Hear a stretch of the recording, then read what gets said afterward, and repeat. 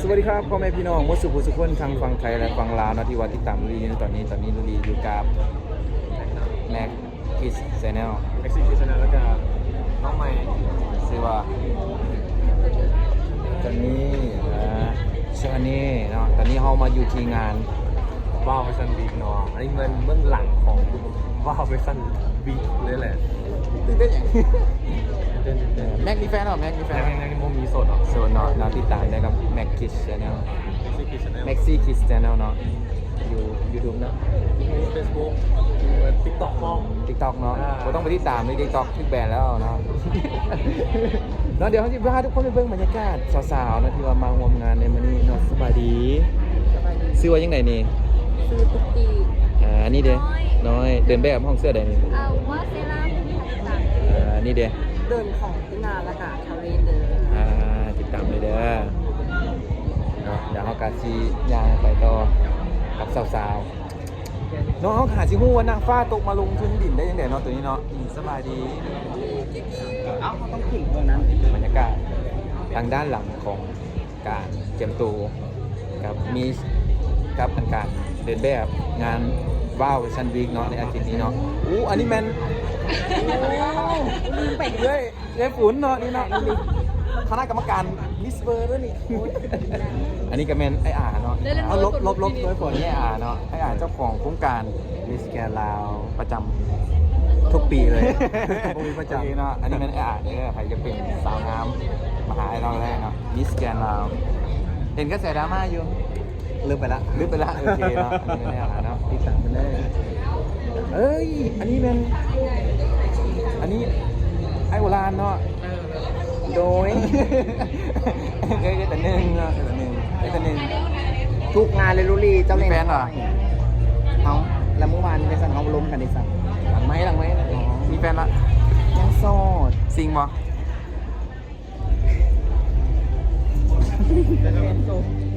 ถ้าตอบมาซิงคนกับโบเสือ นี่นางหานี่ว่าจ้า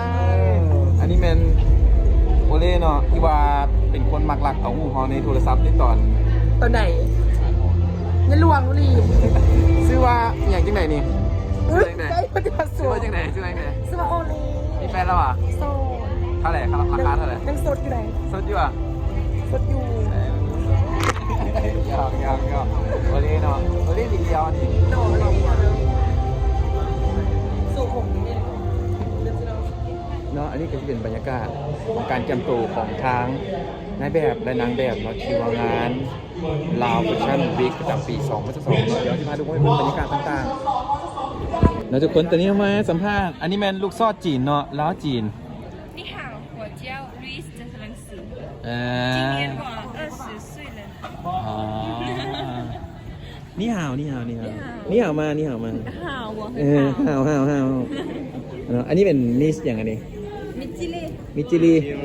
ของโครงการไออาร์นะนี่เนาะโครงการไออาร์มิจิลีเออ เป็นโครงการใหม่ของเราเป็นมิสจิลี มิจิลีโอเคเจ้าของโครงการอันนี้ผู้สาวสวัสดีชื่อว่ายังไงนี่ ดีน่า ดีน่า สวัสดีคำสั่ง นี่ดีน่ามีผลงานอย่างหมดดีน่าช่วงนี้ โซนี่ใหม่ๆนี้เนาะดีน่าก็ได้ไปรีวิวเนาะดีน่าได้ไปรีวิวgreen collagen เนาะ veggie collagen เนาะฝากทุกคนติดตามเลยเด้อแล้วก็ใหม่ๆนี้ก็จะมีการเราแฟชั่นวีคดีน่าก็ได้ไปร่วมงานเพื่อนน้องการทุกคนที่ตามทางเพจเนาะ Miss Grand เรา เจ้าฝากติดตามดีน่าเลยเด้อว่าพี่บุตรดิ่งค่าโฆษณากูว่าอยู่เรียงวันนี้นี่เนาะอันนี้ก็เป็นทางนี้อันนี้แมนงามอยู่พ่อสาวลายุคใหม่ใส่ใจยาเสพติดโมเมนต์เนาะได้อยู่เนาะโอเคเนาะนี่คือมาดำคักแค่นี้นี่ดำคักอันนี้เด้โมนพี่เป็นซ่อง YouTube ของติงนะ สบายดี หมายซื้อว่าจังไหนนี่ ซื้ออีกเด้อห้องอันดับหนึ่งมิสแกรนด์ลาว2022นี่ห้องน้ำหนึ่งอันนี้เด้มิสอย่างอันนี้คือว่าชุดสีทองเนี่ยอันนี้มิสแดนเซอร์อันนี้มิสแดนเซอร์นี่เนาะสาว สบายดี ซื้อว่าจังไหน ซื้อว่าน้ำทิวมิดเลย มิดไปเลยเนาะนี่เนาะได้อยู่เนาะนี่ นาะหลังจากที่ว่าเฮายังแล้ว อันนี้แมนสบายดีกินน้ำอยู่เกี่ยวกันได้สบายซื้อว่าจังไหนนี่ ชื่อว่าลิซ่า ลิซ่าแบล็คพิงค์บ่นี่ โมเมนต์ โมเมนลิซ่าอันนี้อยู่สังกัดใดนี่ เอลิส เอลิชเนาะที่ตามได้อยู่ที่เพจ เอลิสเลย โอเคเลยขอบใจเลยอันนี้เด้ซื้อมาจังไหนปลาอังกอร์ซื้อมาจังไหนซื้อมาจังไหนนี่มุกดาโอ้ยเก่าแล้วบอกนะ แล้วเข็มสนาม เอาเดี๋ยวเนาะมุกดาเนาะนี่เนาะสามารถติดตามมันได้เป็นอาจารย์สอนโรงเรียนรัตนะ นี่วิดีโอ ออกแล้วโอ้ยตกข่าว ออกแล้วอ่ะอ๋อคือออกละออกแล้วเนาะ ไปหาคู่กันไหม โอเคเดี๋ยวเขาจึงล้มหลังไม้นี่ว้าวอันนี้เด้สบายดีซื้อว่ายังไงนี่ฮะ เมนี้ เมนี่โดย สังกัด ฟรีแลนซ์ ฟรีแลนซ์มีผลงานอย่างบ่ ตอนนี้ว่ะกะมื้ออื่นเนาะเรามีเดิน อันนี้มีลงประมาณมื้อที่อีก2 มื้อ มี2 มื้อ ลงซ้ โอเคกะตอนนี้กะงานรันงานแบบว่าเดินแบบรัวๆเลย ำแล้วมีซ่องติดต่อที่ตามบ่ มี IG เป็นมินิ PPD MANY PPD ว้าวที่เขาอยู่ดงนางฟ้านี่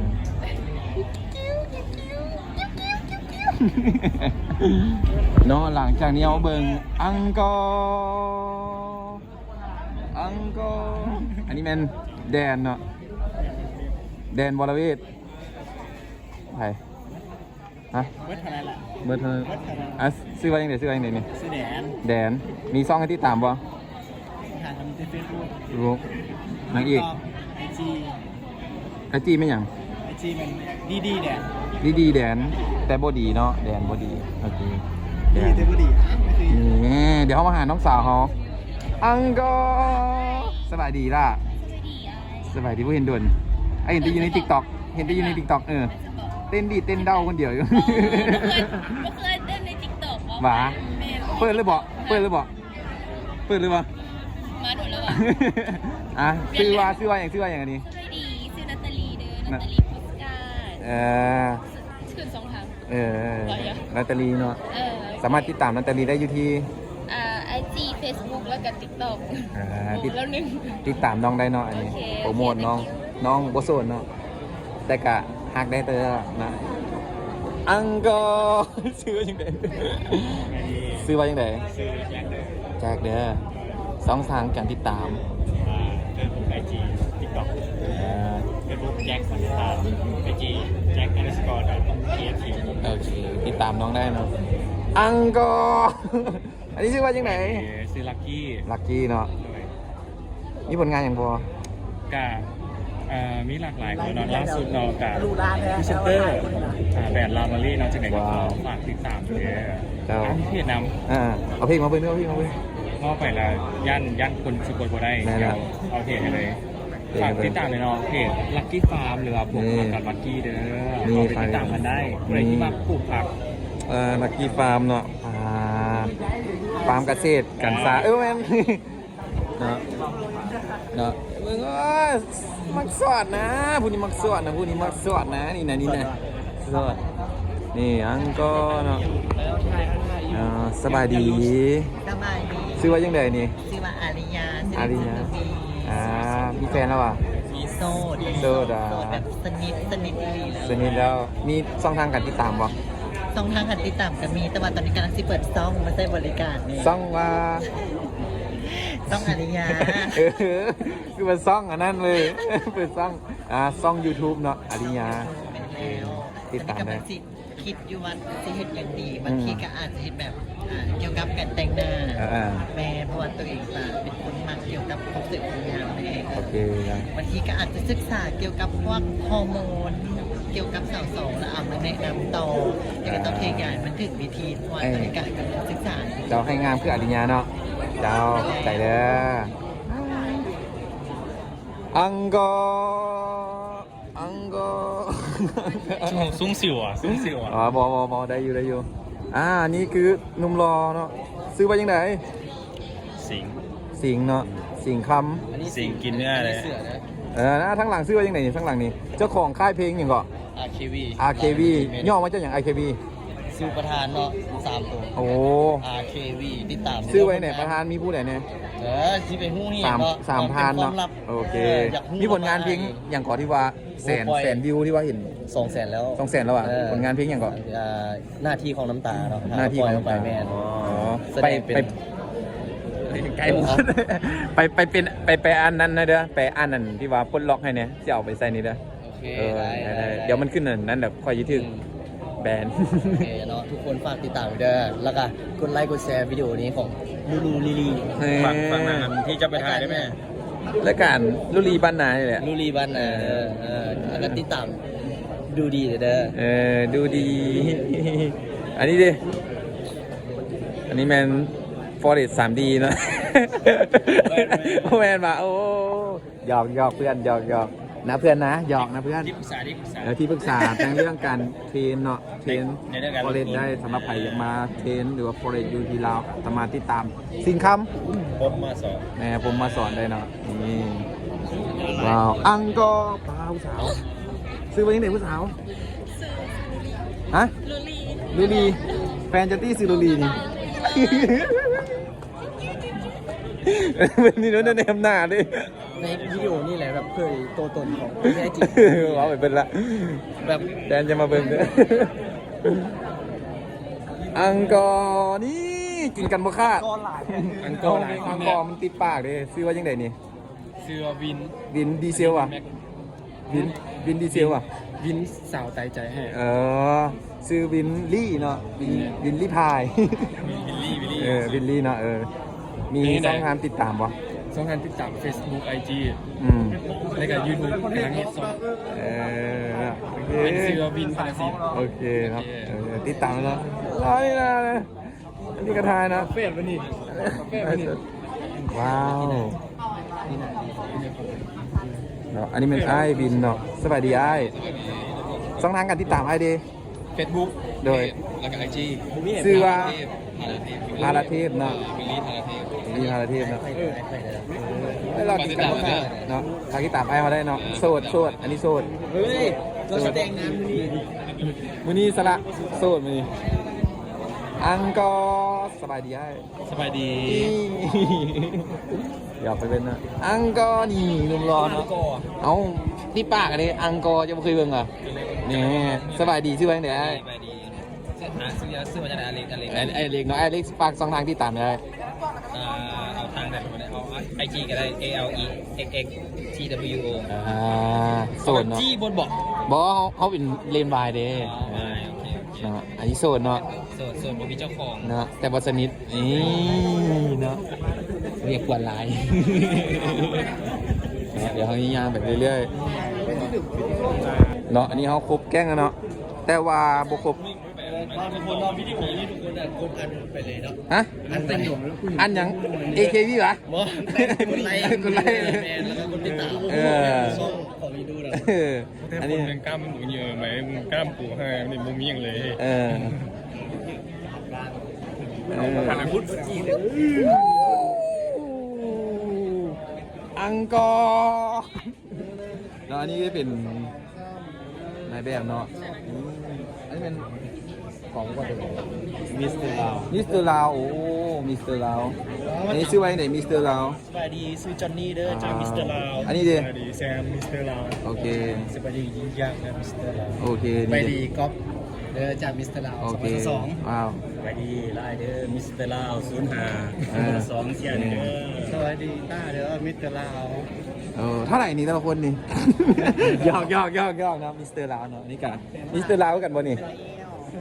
นี่กับมิสเตอร์ลาวเนาะเขาอยู่ในดงตีนเนาะ ออกกันเนาะอันนี้เนาะมิสเตอร์ลาวไอ้สาวๆเนาะนี่สบายดีมิสเตอร์ลาวเนาะนี่เนาะสองคนเลยนี่ซื้อไว้ที่ไหน ไอ้สื่อของสวรรค์สลิงสปุ้ย ปุ้ยแค่นั้นแหละนี่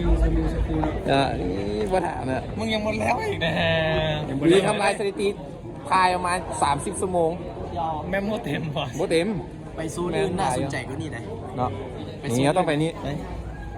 นี่เนาะอันนี้จะเป็นน้องๆนางแบบเนาะสบายดี